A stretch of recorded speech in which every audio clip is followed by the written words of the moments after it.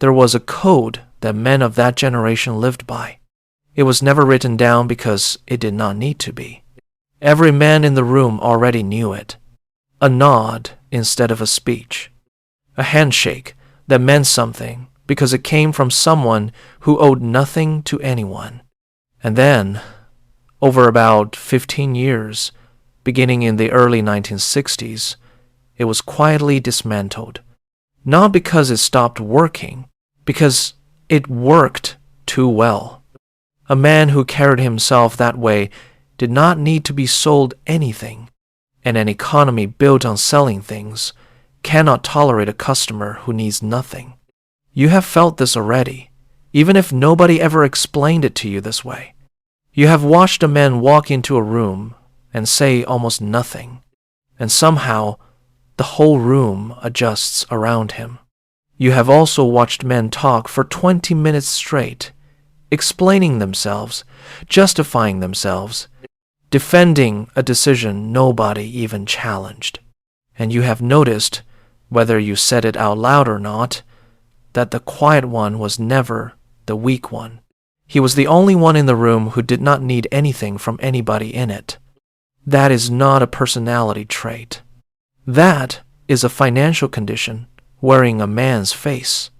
Let me tell you about a man named Walker, 58 years old, plant supervisor for 31 years at the same facility. Walker never raised his voice in a meeting in his life. He did not send emails explaining his reasoning. When something went wrong on his floor, he fixed it. He told his manager what happened in 4 sentences, and he moved on. Men 20 years younger than him watched him the way you watch weather coming in. Not because he was loud, because he was certain. And certainty, real certainty, the kind that does not perform itself, is the rarest thing left in most workplaces in this country. Walker trained his own replacement, a younger man, 34 years old, who spent more time describing his accomplishments in meetings than producing them. Walker never explained why his methods worked. He assumed the work would speak. 3 weeks after the training ended, Walker was let go in a restructuring. No severance conversation, a folder on his desk and a box by the door. The younger man got his job at 70% of Walker's salary, and a title that sounded bigger than the job actually was. On paper, that looked like cost savings. In the room, everyone understood what had actually happened. The company had traded a man who needed nothing for a man who needed everyone to notice him. And the trade made financial sense to the people who made it, because a man who needs to be noticed is a man who can be managed. Think about what that means for you. Somewhere between your father's generation and your own, the entire scoreboard changed. It stopped measuring what a man could actually do without being asked twice. It started measuring how well he could narrate himself. Resumes became marketing documents. Job interviews became audition tapes. Even friendships, even marriages, picked up the same current running underneath them, where explaining yourself constantly, defending yourself constantly, became mistaken for honesty, and going quiet, going still, going self-contained, got mistaken for something cold, or worse, something suspicious. You were taught that a man who explains himself is a man who respects you. Nobody ever taught you the other half of that sentence. A man who explains himself is also a man who needs something from you. Approval, reassurance, a seat at the table he's worried he might lose. The man who needs nothing does not explain. He does not need to. Now let's go back further, because this did not start with Walker's plant, and it did not start with corporate restructuring in the 1990s.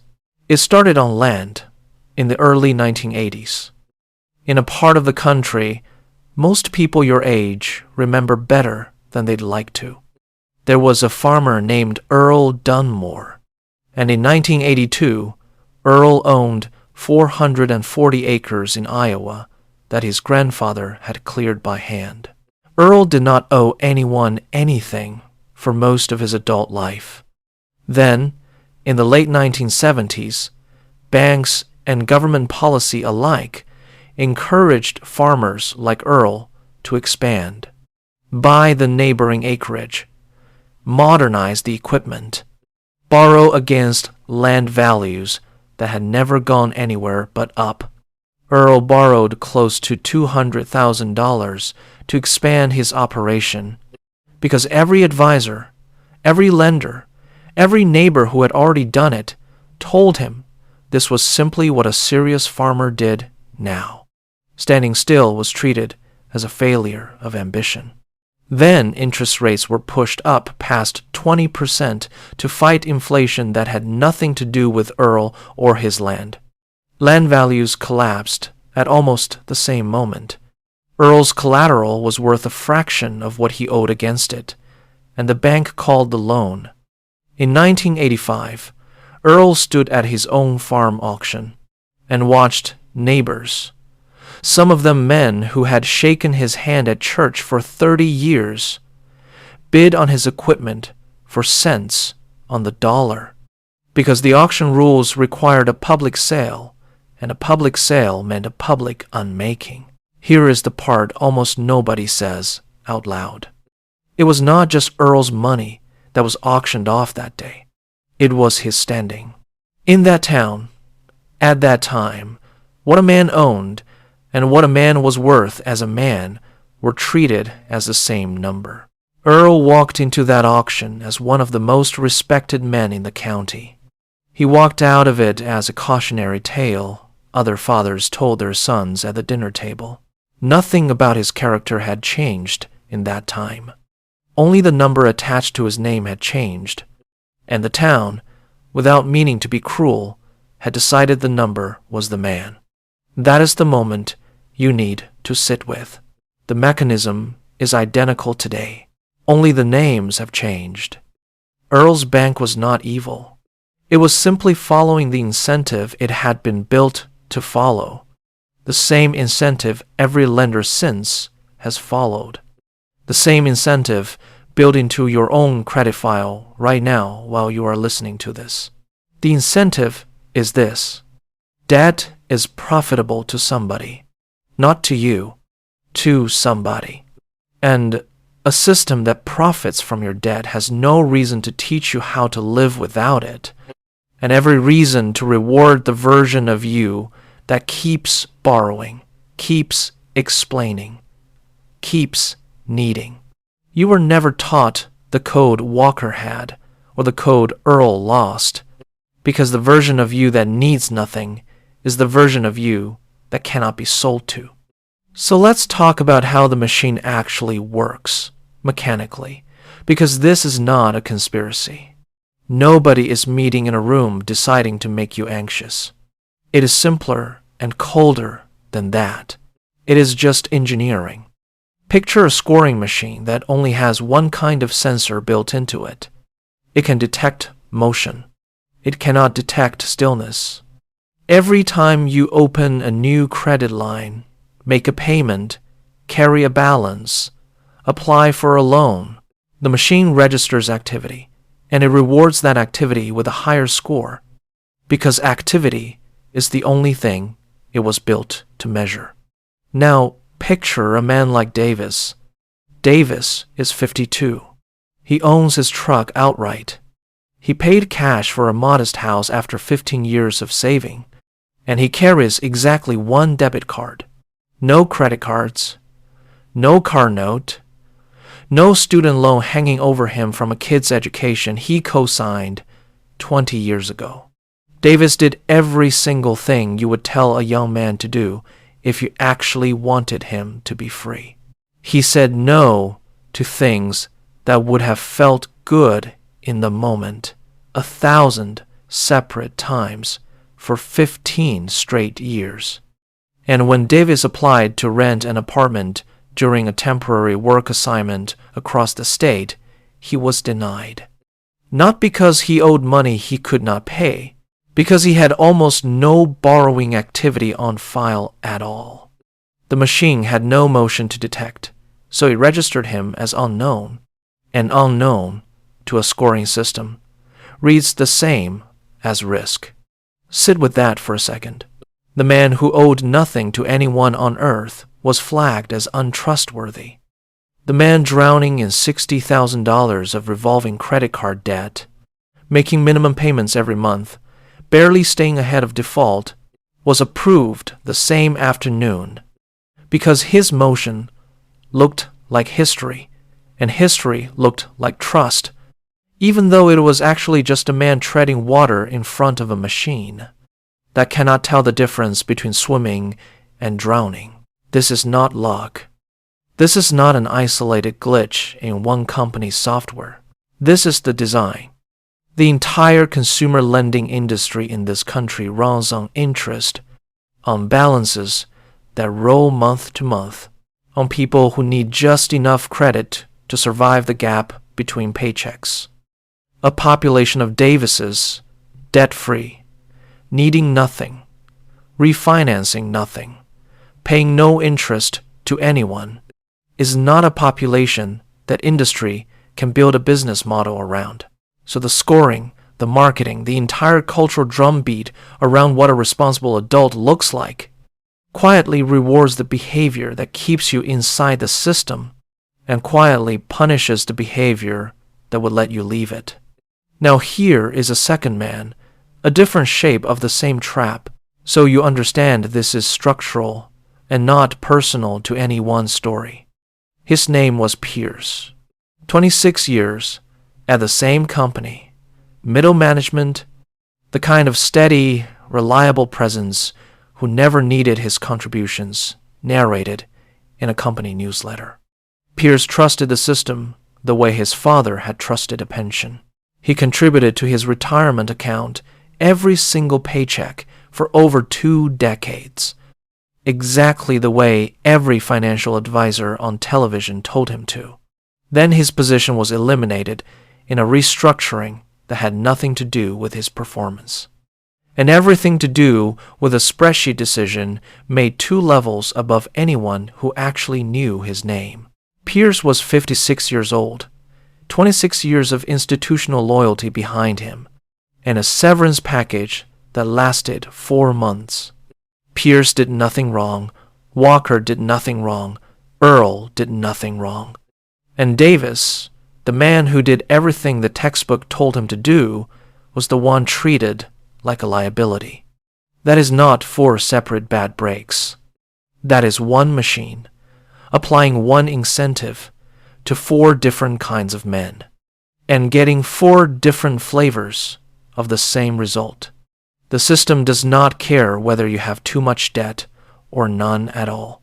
It only cares whether you are still inside it, still needing it, still explaining yourself to it. Here's the part that should make you angry.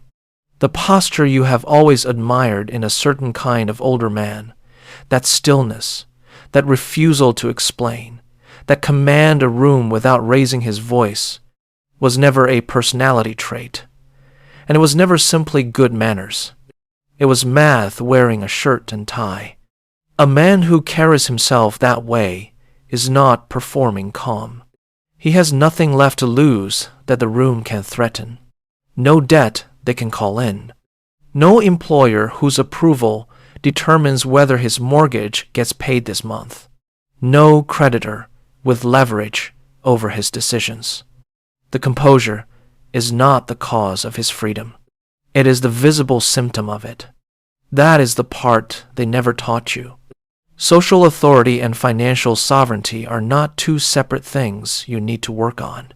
They are the same condition, viewed from 2 different angles, at 2 different distances.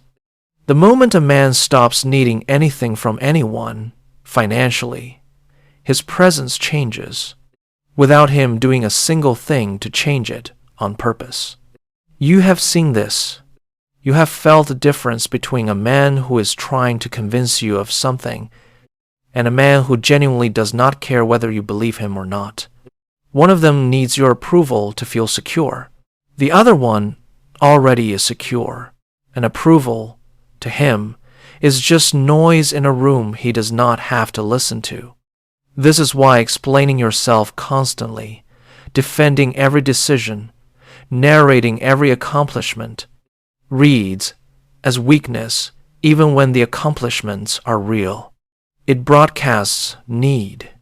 And a room, any room, a boardroom, a family dinner, a used car lot, can smell need on a man from across the parking lot.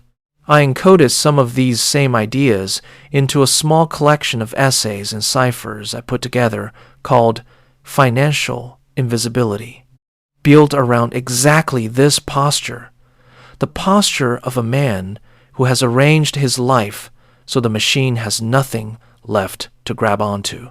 Link in the description if that idea interests you. So think about Walker again, standing there with a box of 31 years in his hands, walking past a younger man's desk on his way out the door. At the time, that looked like an ending. It looked like a system correcting a man who had failed to keep up, failed to explain himself loudly enough, failed to market a career he had simply lived quietly for 3 decades. But look at it again now, with everything you understand that you did not understand an hour ago. Walker was let go by a company that could no longer tell the difference between value and volume. That is not a verdict on Walker. That is a diagnosis of the machine that fired him. Walker still does not explain himself. He still does not narrate his worth to anyone in a room. Some things, once they are built into a man over 30 years, do not get removed by a layoff notice. What changed is smaller and larger at the same time. Walker no longer performs certainty for people who profit from his uncertainty. He simply has it, the way Earl's grandfather had land, the way a man has a hand he was dealt honestly, and does not feel the need to show anyone before the final card falls. Ask yourself, honestly, which man you have been trained to become. The one who explains, who justifies, who narrates his own value out loud, because some part of him is afraid the value will not be seen otherwise.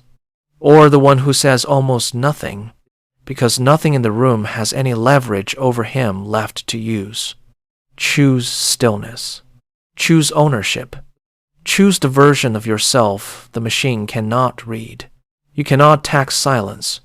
You cannot repossess composure. You cannot call in a loan on a man who never took one. A man who needs nothing from you is the one man you cannot ignore.